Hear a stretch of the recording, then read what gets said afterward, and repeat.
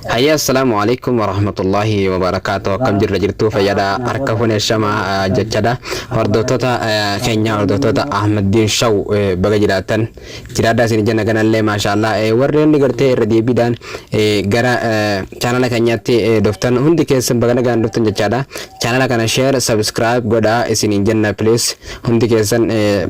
subscribe channel kana akka ta'in jenna erga si duba barumsa keenya kana rantana waliin ilaaluudhaaf deemna aappii tokko isin garsiisuu deema aappii ajaa'iba aappii gartee nama hunda fayyadu namni hundi tokko isarraa duroomuu hin dandeenye walaa gartee namni waa barsiisu akkasuma gartee namni viidiyoo garagaraa edit godhuu barbaadu aappii ajaa'ibaa kana qabatee qabaachuu qaba kanaaf aappii kana wajjin wal isin barsiisuu deema kanaaf gaa aappii kana isarraa akka harkattanii fi akkamitti akka keessan isin garsiisaati nafaana bu'aa isin jedha sani booda gartee dhuftanii pilaastorii keessan seentanii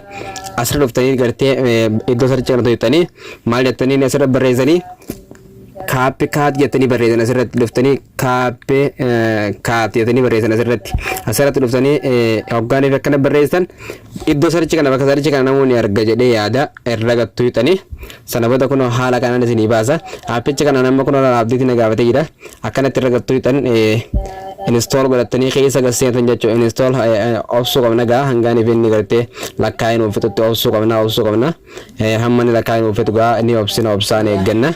haafetuutti haafetuu qoygaa haafetuu obsaan eeggachuu qabdani aappichi kunoo aappicha akkuma waliin ilaallu jirru kunoo isa kana buufattanii namni itti fayyadamuu qabdani isin jedha kunoo aappiin isa kana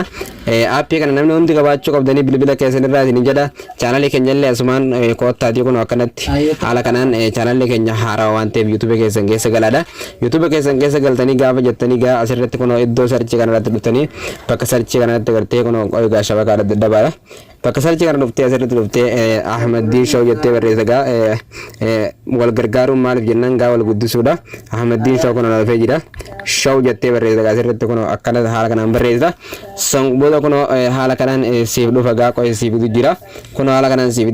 chaanalii keenya jechuudha wanta keessan as jala gartee barnoota adda addaa barnoota jajjabaa gartee irraa argachuu dandeessu isin jedha nagatti naaf jiraadha chaanala kana share godhuun hin dadhabinaa isin jedha.